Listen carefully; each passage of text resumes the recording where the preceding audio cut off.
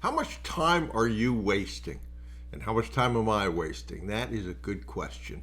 So, first of all, I'm going to do this reasonably quick so that I don't spend too much time on this. But we all have 24 hours a day, we know that.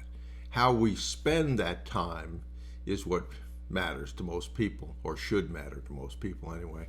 To do that, you have to know what's important: business, family, charity, leisure, whatever else you have. What are the things that you want to spend time on? And most people never get to that point. Most people spend more time planning a 2 week vacation than they do planning their life.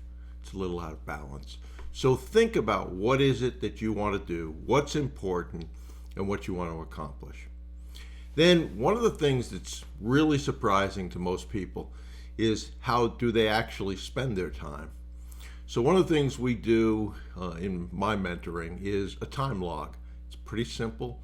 Piece of paper, one day, from the time you wake up in the morning until the time you go to bed. What did you spend your time on? I got up, I took a shower, I worked out, I sent emails, I talked to my virtual assistant, I made cold calls, I sent letters, whatever it is. I ate breakfast, lunch, dinner, and till you go to bed. And then look back on how that day was spent. And was it spent the way you thought that you wanted to spend it? And doing something like the Ivy Lee method, where you say the night before and write down what are the things I want to accomplish, and then allocate the time to be able to do those. So at the end of that time log day, did you do that or did you not do that successfully? I have had people, these are real examples, that have spent and said in the forum that they've done it. I watch 2 hours of porn a night. That's 14 hours a week. Probably a better way to spend your time. Some people have said, and this is number one on the list, is social media. The phone, YouTube, Facebook, whatever it is. People that have told me they spend, when they logged it, 5 hours a day on social media. Wow. And then at the end of that time on social media, as you're scrolling through cats, dogs, whatever else it is, did that change anything, and did you find something beneficial? Almost always the answer is no. What the social media companies are incredibly good at the phone, getting us to interact with that phone, whether it's the dings, the likes, scrolls in reels, whatever it is. And just to think about that for a second, I'm old enough to know a time without a mobile home.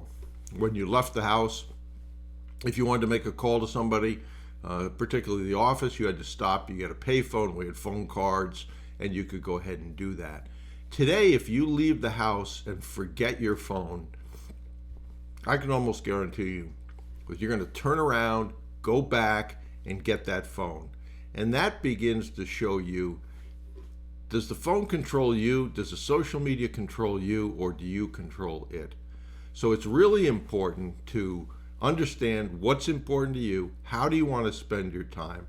Plan that out, and then do a log so that you know. You can only do one day, but it'll be insightful. Most people walk away saying, wow, I have a lot more time than I thought that I do.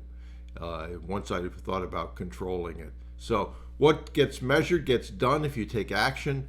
Time and how you spend it is no different. So I hope that helps. I hope you can answer the question of how much time are you wasting, and then reallocate that to the things that are important to you. And remember that comment about most people spend more time on a vacation for 2 weeks than they do their life. They know where they're going to go, when they're going to go, how they're going to get there, what actions they need to take and when they need to take them. It's a pretty insightful example to think about. If you are doing this business acquisition journey, you need to know the steps. Go over to brucewhipple.com. The Acquisition Advantage Bootcamp will tell you that. We are in the little more than the middle of the Seller Finance Mastery class. You've probably seen emails with the comments, one of which was from a person who's already implemented and got a deal that's been inked. not closed, but inked. So some good feedback on that. And seller finance always is the first pitch that I like to throw. So gets away from some of your problems and concerns about banks. So, but time management, knowing what to do and taking action, that's the key. So I hope this is helpful. Hope you spend some time to do that. And I'd love to hear your comments on how this changed what you're doing for the better or the worse, and hopefully it's for the better.